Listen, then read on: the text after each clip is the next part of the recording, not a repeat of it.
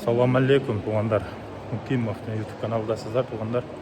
Англияға сапарды баштадық. Лайктарды басып тұрыңыздар. Біз соның видеолар қыламыз бұйырса Англиядан, иншалла. Туғандар, мына біз келіп алдық. Бұйырса Англияда, Лондон Стенсенд аэропортында туғандар. Эми бұйырса жақшы контенттер қылабыз сіздерге. Полный интервьюлар барын қылып туғандар. Сіздерден болғаны поддержканы қылып тұрсаңыздар, барын түшүндүрүп беребиз туғандар. Кийинки келем дегендерге өтө жакшы болот. Анан Англияга келгенде эле мындай мерстер байкалат туғандар. Бизде $10,000 бийик, бул жакта долларга чакканда 3-4 миң, $5,000 тегерек эле болуп калат. Мындай кылып жүктөдүк туғандар.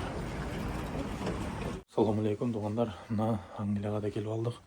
Буюрса кече келдик, келип эле бүгүн сразу жумушка чыктык да. Англиянын Россиядан жакшы жагы туғандар. Эми капа болбогула Россия жактагылар.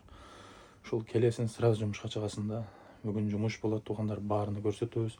10-11 сааттан иштеп жатабыз дейт. Анан саатыга азыр уже 1500 сомдон ашык төлөп калды туғандар. Поддержканы кылып, лайктарды басып турсаңыздар, видеолор чыгарабыз иншалла. Мына туғандар, Англияда уже бир жума иштеп чыгып калдык. 5 күн иштедик туғандар, 5 күндө 50 саат.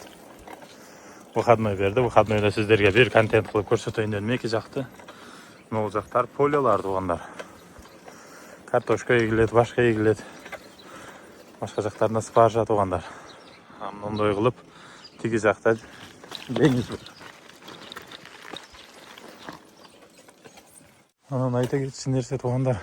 Улардын мындай үйлөрүндө карасаңыздар, кичинекей эле үй салышып алып жашай берет экен. Бизде Кыргызстанда Левой айылга кирип, жаңы үй салып аткан, особняк салып аткан, 10 жыл Россияда иштеп, 2 этаж үй салып, алдында Временкада жашаган эмелер аябай көп да туғандар.